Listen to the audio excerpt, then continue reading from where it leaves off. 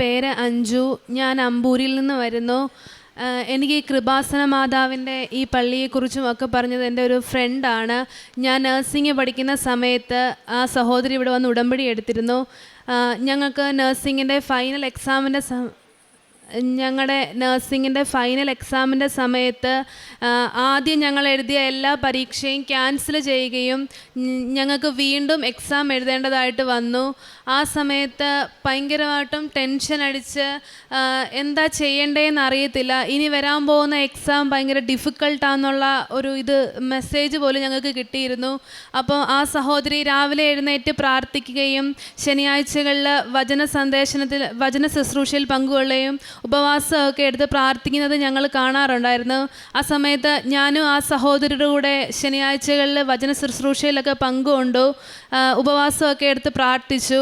എന്നിട്ട് ആ സമയത്ത് ബാംഗ്ലൂർ ആയതുകൊണ്ട് എനിക്ക് ഇവിടെ വന്ന് ഉടമ്പടി എടുക്കാനുള്ള അവസരമില്ലായിരുന്നു. അപ്പം ഞാൻ അവിടെ ഇരുന്ന് മാതാവിനോട് പ്രാർത്ഥിച്ചു, മാതാവേ എനിക്ക് ഈ എക്സാം പാസ്സാക്കി തരണേ, ഇത് ഞങ്ങളുടെ അവസാന വർഷത്തെ എക്സാമാണ്, വീണ്ടും എക്സാം എഴുതുക എന്ന് പറയുന്നത് വളരെ ബുദ്ധിമുട്ടുള്ളൊരു കാര്യമാണ്. ആ പഠിച്ച കാര്യങ്ങൾ വീണ്ടും പഠിക്കണം, അത് കൂടുതലായിട്ട് വീണ്ടും പഠിക്കേണ്ടതായിട്ട് വന്ന്. അപ്പം ഞാൻ അങ്ങനെ പ്രാർത്ഥിച്ചതിൻ്റെ ഫലമായിട്ട് ഞങ്ങൾക്ക് വീണ്ടും എക്സാം എഴുതി. ഞാൻ എക്സാം എഴുതി വീട്ടിൽ അവധിക്ക് വന്ന സമയത്ത് ഞാൻ ഇവിടെ വന്ന് ഉടമ്പടി എടുക്കുകയും ചെയ്തു. അത് കഴിഞ്ഞ് 3 ദിവസം കഴിഞ്ഞ് ഞങ്ങളുടെ റിസൾട്ട് വരികയാണ്. അത്രയും ടീച്ചേഴ്സ് വരെ അത് ഡിഫിക്കൽട്ടാന്ന് പറഞ്ഞ പരീക്ഷയാണ്. എനിക്കത് ഫസ്റ്റ് ക്ലാസ്സോട് തന്നെ ആ എക്സാം പാസ്സാകാൻ സാധിച്ചു. എനിക്കറിയത്തില്ല ഞാനാണോ എക്സാം എഴുതിയതെന്ന്. കാരണം എനിക്ക് ആരോ എൻ്റെ ഉള്ളിൽ നിന്ന് എഴുതുകയോ ആരോ എനിക്ക് വേണ്ടി എഴുതി തരുന്നത് പോലെയാണ് എനിക്ക് തോന്നിയത്. അമ്മയ്ക്കും തിരുക്കുമാരനും 1000 നന്ദി. അതുപോലെ തന്നെ രണ്ടാമതായിട്ട് എനിക്ക് കിട്ടിയ അനുഗ്രഹം, രണ്ടാമത്തെ ഉടമ്പടി എടുക്കുന്ന സമയത്താണെങ്കിൽ എനിക്ക് 1 വർഷത്തെ എക്സ്പീരിയൻസേ ഉള്ളായിരുന്നു നഴ്സിംഗ് കഴിഞ്ഞിട്ട്. അപ്പോൾ കുറേ ഹോസ്പിറ്റലിലൊക്കെ ചെല്ലുമ്പം അവർക്ക് 1 കൂടുതൽ 2 വർഷമൊക്കെയാണ് അവർ ചോദിക്കുന്ന എക്സ്പീരിയൻസ്. അങ്ങനെ ഞാൻ വളരെ വിഷമത്തിരിക്കുന്ന സമയത്താണെങ്കിൽ ഞാൻ മാതാവിനോട് പ്രാർത്ഥിച്ചു, മാതാവേ വീണ്ടും എന്നെ പരീക്ഷിക്കുകയാണോ, എനിക്കൊരു ജോലി ഇല്ലാതെ എന്നെ വീണ്ടും പരീക്ഷിക്കുകയാണോ എന്ന് ഞാനിങ്ങനെ ചോദിച്ചു.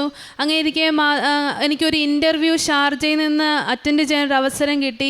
ആ സമയത്താണെങ്കിൽ എനിക്ക് വളരെയധികം ടെൻഷനായിരുന്നു. ഫസ്റ്റ് ഇൻ്റർവ്യൂവിൻ്റെ സമയത്ത് തന്നെ ആണെങ്കിൽ ഒന്നാമതായിട്ട് അവിടെയുള്ള ആൾക്കാരാണ് ഇൻ്റർവ്യൂ ചെയ്യുന്നത്, അവരുമായിട്ട് എങ്ങനെ ലാംഗ്വേജ് അതൊക്കെ എനിക്ക് ഭയങ്കര ബുദ്ധിമുട്ടായിട്ട് തോന്നി. ആ സമയത്ത് ഓൺലൈൻ ഇൻ്റർവ്യൂ ആണ് നടക്കുന്നത്. ഞാനപ്പം എൻ്റെ ടേബിളിൽ ഫോണിൻ്റെ കൂടെ തന്നെ മാതാവിൻ്റെ ഒരു രൂപവും ഉടമ്പടി കാശുരൂപവും പിന്നെ തൈലവും എടുത്ത് ഞാൻ പ്രാർത്ഥിച്ചുകൊണ്ടിരുന്നു. പ്രാർത്ഥിച്ചു കഴിഞ്ഞ് ഫസ്റ്റ് ഇൻ്റർവ്യൂ കഴിഞ്ഞു. അവർ പറഞ്ഞു ഇനി ഫൈനൽ ഇൻ്റർവ്യൂ ഉണ്ട്, ഫൈനൽ ഇൻ്റർവ്യൂവിലേക്ക് സെലക്ഷനായി എന്ന് പറഞ്ഞു. അപ്പോൾ എനിക്ക് സമാധാനമായി. 2 ദിവസം കഴിഞ്ഞപ്പോൾ എനിക്ക് മെസ്സേജ് വന്നു, ഫൈനൽ ഇൻ്റർവ്യൂ 2 ദിവസം കഴിഞ്ഞ് ഉണ്ടെന്ന് മെസ്സേജ് വന്നു. ആ സമയത്താണെങ്കിൽ ഫൈനൽ ഇൻ്റർവ്യൂ എന്ന് പറയുമ്പോൾ വളരെയധികം ടെൻഷൻ അടിക്കുന്ന കാര്യമാണ്. അപ്പം അതിലും ഭയങ്കര അവരുടെ ആൾക്കാരാണ് ഇൻ്റർവ്യൂ നടത്തുന്നത്. അപ്പോൾ അതിൻ്റേതായ കുറേ ബുദ്ധിമുട്ടുകളൊക്കെ ഉണ്ട്. അപ്പോൾ ആ സമയത്താണെങ്കിലും ഇത് നടക്കുന്നത് ഒരു 3 മണി സമയം, ഇവിടുത്തെ 3 മണി സമയത്താണ് എനിക്ക് ഈ ഇൻ്റർവ്യൂ നടക്കുന്നത്. അപ്പം ഞാനാണെങ്കിൽ മാതാവിൻ്റെ പ്രത്യക്ഷീകരണ പ്രാർത്ഥന ചൊല്ലി, പിന്നെ ആണെങ്കിൽ മാതാവിൻ്റെ രൂപം ഇതുപോലെ തന്നെ ടേബിളിൽ എടുത്ത് വയ്ക്കുകയും ഉടമ്പടി കാശുരൂപം കയ്യിൽ പിടിക്കുകയും തൈലം എടുത്ത് എൻ്റെ നെറ്റിയിലൊക്കെ കുരിശ് വരച്ചിട്ടാണ് ഞാൻ ഇൻ്റർവ്യൂ അറ്റൻഡ് ചെയ്തത്. അവർ കുറച്ച് ക്വസ്റ്റ്യൻസ് ഒക്കെ ചോദിച്ചു കഴിഞ്ഞ് അവർ പെട്ടെന്ന് ശരി എന്ന് പറഞ്ഞ് അവർ ഫോൺ കട്ട് ചെയ്യുകയാണ് ചെയ്തത്. അപ്പോൾ ഞാൻ വിചാരിച്ചു, ദൈവമേ ഇതിൽ സെലക്ഷൻ ആയില്ലേ എന്ന് വിചാരിച്ച്, ദൈവമേ മാതാവ് വീണ്ടും എന്നെ നീ പരീക്ഷിക്കുകയാണോ എന്ന് ഞാൻ വിചാരിച്ച്. അപ്പോൾ ഞാനിങ്ങനെ മാതാവിൻ്റെ അടുത്ത് പ്രാർത്ഥിച്ചു, മാതാവ് ഇതെങ്കിലും നീ തന്ന അവസരമാണ്, എനിക്ക് തരണേന്ന് ഞാൻ പ്രാർത്ഥിച്ച്. അത് കഴിഞ്ഞ് 1 മണിക്കൂർ കഴിഞ്ഞ് എന്നെ അവിടുന്ന് വിളിക്കുകയാണ്, നിങ്ങൾ സെലക്ഷൻ ആയിട്ടുണ്ട്, നിങ്ങൾക്ക് ഓഫർ ലെറ്റർ 2 ദിവസത്തിനുള്ളിൽ നിങ്ങളുടെ ഓഫർ ലെറ്റർ കിട്ടും. ഇന്ന് എനിക്ക് ഓഫർ ലെറ്റർ വന്നു, എൻ്റെ വിസ വന്നു, 15-ാം തീയതി എനിക്ക് വിദേശത്തേക്ക് പോകാൻ സാധിച്ചു.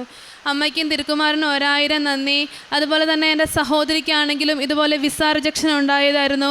ആ സമയത്ത് ഞാൻ അവളുടെ പാസ്പോർട്ടൊക്കെ മാതാവിൻ്റെ ഇവിടെ കൊണ്ടുവന്ന് ഞാൻ പ്രാർത്ഥിക്കുകയൊക്കെ ചെയ്തതിൻ്റെ ഫലമായി അവളിപ്പോൾ വിദേശത്താണ്, അവൾക്കും അങ്ങനെ പോകാൻ സാധിച്ചു. അങ്ങനെ 1000 നന്ദി അമ്മയ്ക്കും തിരുക്കുമാരനും. പ്രേക്ഷിത പ്രവർത്തനങ്ങളായിട്ട് ഞാനാണെങ്കിൽ പത്രങ്ങൾ വാങ്ങിച്ചുകൊണ്ട് പോയി ഓരോ വീടുകളിലും കൊണ്ടുപോയി ഞാനിങ്ങനെ കൊടുക്കുകയായിരുന്നു. എല്ലാ വീടുകളിലും, ഒരു വീട് പോലും മുടങ്ങാതെ എല്ലാ വീടുകളിലും കൊണ്ടുപോയി കൊടുക്കുമായിരുന്നു.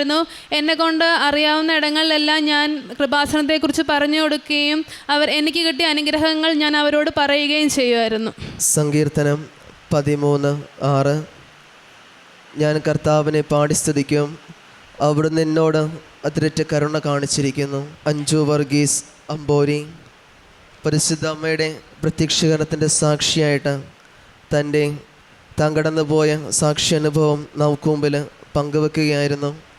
വളരെ വ്യക്തമായിട്ട് താൻ കടന്നുപോയ കടമ്പകളെ നമുക്ക് മുമ്പിൽ വളരെ വ്യക്തമായിട്ട് പറയുകയുണ്ടായി. പരിശുദ്ധ അമ്മയുടെ ഇടപെടൽ എപ്രകാരം തൻ്റെ ജീവിതത്തിലുണ്ടായെന്നും അത് ഒരു വർഷത്തിനിടയിൽ നിരവധിയായ അവസരങ്ങൾ വന്നിട്ടും അത് നഷ്ടപ്പെടുമ്പോഴും പ്രത്യാശ നഷ്ടപ്പെടുമ്പോഴും പരിശുദ്ധ അമ്മ നൽകുമെന്നുള്ള ഉറച്ച വിശ്വാസത്തിലാണ് ഈ മകള് നേർച്ച വസ്തുക്കളുടെയും ഉടമ്പടി വസ്തുക്കളോടൊക്കെ ചേർന്നുകൊണ്ട് നിരവധിയായ പ്രാർത്ഥനയോടുകൂടി പരിശുദ്ധ അമ്മയിൽ ആശ്രയിക്കുകയും ഉചിതമായ ഒരു ജോലി നൽകി മാതാവ് ഈ മകളെ അനുഗ്രഹിക്കുകയും ചെയ്തു. അതോടൊപ്പം തന്നെ നിരവധിയായ ഓരോ വീടുകളൊക്കെ കയറിറങ്ങിക്കൊണ്ട് മാതാവിന് സാക്ഷിയായിട്ട് പ്രത്യക്ഷീകരണ സാക്ഷിയായിട്ട് എൻ്റെ ജീവിതത്തെ മാറ്റണമെന്ന ബോധ്യത്തോടു കൂടി എല്ലാവരുടെയും ഇടയിൽ കൃപാസന പത്രങ്ങൾ കൊടുക്കുകയും മാതാവിൻ്റെ സാക്ഷിയായിട്ട് ജീവിക്കുകയും ചെയ്തു.